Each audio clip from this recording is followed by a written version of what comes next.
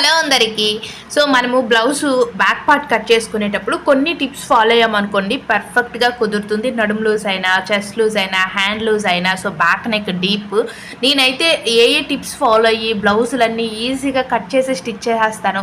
ఇంతవరకు కస్టమర్స్ నుంచి ఎలాంటి మాట రాలేదండి. ఇంతవరకు నేను చాలా బ్లౌజెస్ స్టిచ్ చేశాను. సో నేను ఫాలో అయ్యే కొన్ని టిప్స్ అయితే మీతో షేర్ చేసుకుంటాను. వీడియోని ఎక్కడ స్కిప్ చేయకుండా ఎండింగ్ వరకు చూడండి, మీకు క్లియర్గా అర్థమవుతుంది. మీకు ఏమైనా డౌట్స్ ఉంటే కామెంట్ సెక్షన్లో కామెంట్ చేస్తే నేను తప్పకుండా రిప్లై ఇస్తాను, మీకు వీడియోస్ రూపంలో కూడా అందిస్తానండి. ఓకేనా. ఈ ఫస్ట్ మనం తీసుకున్న లైనింగ్ క్లాత్ బాగా తడుపుకోవాలి. వాష్ చేసుకొని ఇది బాగా డ్రై అయిపోయిన తర్వాత వీలైతే ఐరన్ చేసేయండి. ఐరన్ బాక్స్ అవైలబుల్గా లేదు అనేటప్పుడు నార్మల్గా చేయితోనైనా సరే ఇలా అన్నామనుకోండి, ముడతలు కానీ మడతలు కానీ ఏమున్నా సరే రిమూవ్ అయిపోతాయి. First blouse back part cut చేసుకునేటప్పుడు ఫోల్డింగ్ మన వైపు ఉండేలా చూసుకోవాలి, ఓపెన్స్ మనకు ఆపోజిట్లో ఉండేలా చూసుకోవాలి. ఓకేనా. అయితే ఈ ఈక్వల్స్ ఏంటి అంటే ఎడ్జెస్ అన్నీ కూడా ఎగుడు దిగుడుగా ఉంటాయి. అంటే ఈక్వల్గా ఉండడం కోసం ఒక హాఫ్ ఇంచ్ తోటి మనము లైన్ అనేది మార్కింగ్ చేసుకోవాలి. ప్రతి ఒక్క టిప్పు మీకు చాలా బాగా యూజ్ అవుతుందండి. మీరైతే వీడియోని ఎక్కడ స్కిప్ చేయకండి. స్కిప్ చేసే మీరు వీడియో చూసారనుకోండి మీకు అసలు అర్థం కాదు, సగం సగం అర్థమవుతుంది. సో కటింగ్ చేసేటప్పుడు ఇంకా ఏవో ఒక మిస్టేక్స్ వస్తూనే ఉంటాయి. బట్ ఎలాంటి మిస్టేక్స్ రాకుండా ఉండాలి అంటే ఎండింగ్ వరకు చూస్తే మీకు క్లియర్గా అర్థమవుతుంది. నేనైతే ఇక్కడ మెజర్మెంట్ అంతా కూడా రాసి పెట్టేశాను. వీళ్ళైతే ఆది బ్లౌజ్ ఏమీ ఇవ్వలేదండి. ఆది బ్లౌజులన్నీ కూడా ఇంకా అంటే ఇది వచ్చి వాళ్ళ అమ్మ వాళ్ళ ఊరంట, వాళ్ళ ఊర్లో ఉండిపోయాయి అన్నారు. ఓకేనని ఇంకా నేను మెజర్మెంట్ అయితే తీసుకున్నాను. ఓకే, ఈ మెజర్మెంట్ వచ్చేసరికి 29 ఇంచెస్ నడుము లూజు, 29 ఇంచులండి. ఈ నడుము లూజుని మనం సగం చేసుకుంటే 14.5 వచ్చింది. ఈ 14.5లో మళ్ళీ సగం చేసుకుంటే మనకి చూడండి దగ్గరగా 7.5 అలా వచ్చిందన్నమాట. సో ఈ 7.5ని మనం ఇలా మార్కింగ్ చేసుకోవాలి. ఓకేనా. నెక్స్ట్ 1 ఇంచ్ వచ్చేసరికి మనం బ్యాక్ పార్ట్లో వేసే టక్స్ గురించి, ఎక్స్ట్రా 2 ఇంచెస్ వచ్చి ఖర్చుల గురించి. నేనైతే ఎప్పుడు కూడా ఎక్స్ట్రా 2 ఇంచెస్ ఖర్చుల గురించే పెడతాను. ఓకేనా.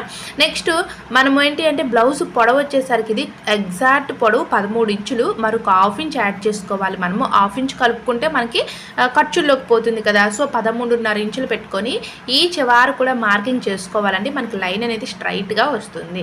సో ఈ విధంగా లైన్ అంతా కూడా ఇలా మార్కింగ్ చేసుకోవాలి. మనకి నడుము లూజ్ అయిపోయింది, బ్లౌజ్ పొడవు అయిపోయింది. ఓకేనా.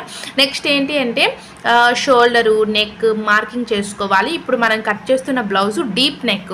సో అంటే బ్యాక్ నెక్ డీప్ వచ్చేసరికి 9 ఇంచులు ఉంది కాబట్టి డీప్ నెక్. అలాంటప్పుడు మనము 5 ఇంచులు మార్కింగ్ చేసుకుంటే కరెక్ట్గా సరిపోతుంది. ఎందుకంటే ఇది చిన్న సైజు బ్లౌజే కాబట్టి షోల్డర్ గురించి 3 ఇంచులు, నెక్ గురించి 2 ఇంచులు, అలాగే ఈ ఆర్మ్ డౌన్ గురించి 6 ఇంచులు. సో ఏ సైజు వరకైనా 6 ఇంచులు పెట్టుకుంటే కరెక్ట్గా సరిపోతుంది.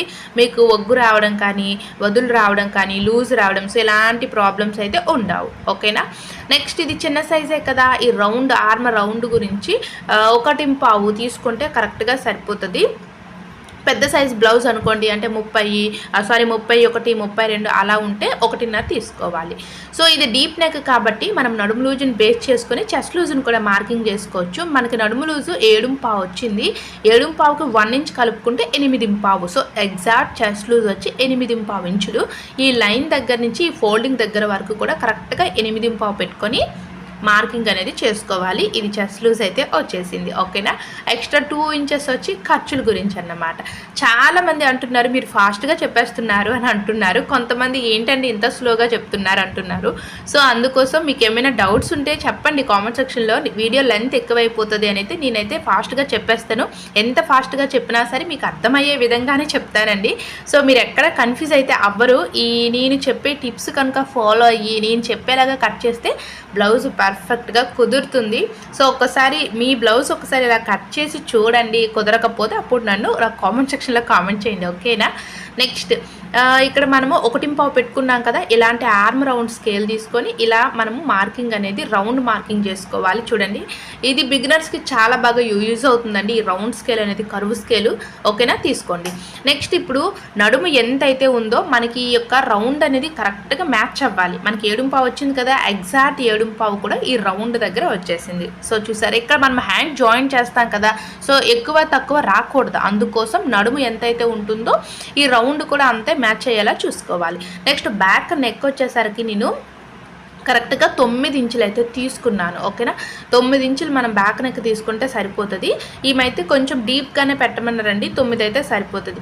పైన మనం 2 ఇంచెస్ పెట్టుకున్నాం కదా, ఈ కింద 1/2 ఇంచ్ యాడ్ చేసుకొని 2.5 ఇంచులు మనము నెక్ గురించి పెట్టుకుంటే మనకి నెక్ అనేది మరీ బ్రాడ్గా కాకుండా మరీ దగ్గరికి కాకుండా ఒక మీడియం రౌండ్ అయితే వస్తుంది. చాలా బాగుంటుంది. నేను మీకు స్టిచ్చింగ్ అయిపోయాక మన షార్ట్ వీడియోస్లో నేను పెడతా ఉన్నాను ప్రతి ఒక్క మోడలు కూడా.